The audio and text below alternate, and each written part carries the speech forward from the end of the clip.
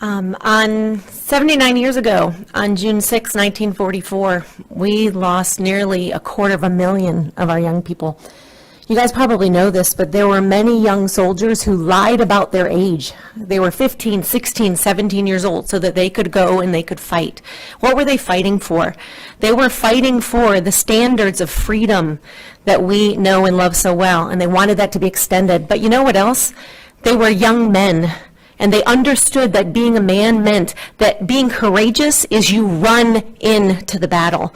You run into where there is danger. These men knew as they were going on these boats, they were running into gunfire. And they did so willingly because they believed in the country that we were in. And I will tell you, in the North Carolina Constitution, in Article 9, it says, education is encouraged, Section 1.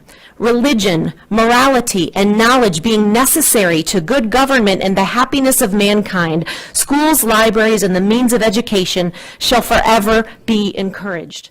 I know you guys are tired of us standing up here and talking about what is in our schools and what needs to be taken out. So could you just do it? Could you just focus all of your time on actually educating our children so that they're able to be critically thinking and mature adults? As a nurse, I want you to understand something. There is no pride in perversion.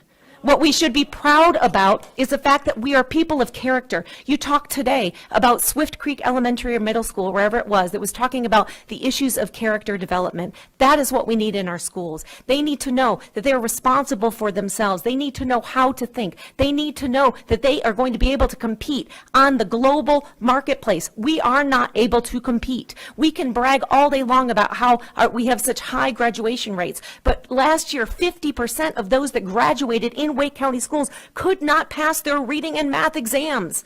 That is a travesty. It is a crime. And by the way, when we're talking about crimes, there is a statute in North Carolina that says it is a Class 1 felony to allow this stuff that talks about sexual intimacy, that talks about it with minors, that you're giving it to them. Listen, I'm a nurse. I have come here for 5 years, and I've told you there is a way to teach children about what the changes that are going to happen to their body, but I want this to be heard.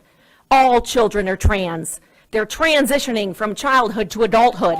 They are the ones, there's no child that feels like a man or a woman. So allowing them to make decisions about their life or who they're going to love or to know about the lifestyle choices of adults is abusing the child's mind at that time. We should not be doing anything to our children to impede their natural progression of maturity. Guys, puberty is a natural maturation process. It is not a disease. It does not need a treatment. What it needs is children need to be guided through it to understand that they are normal if they don't like their bodies. Our next speaker is LaShonda Williams, followed by Mark Peterson.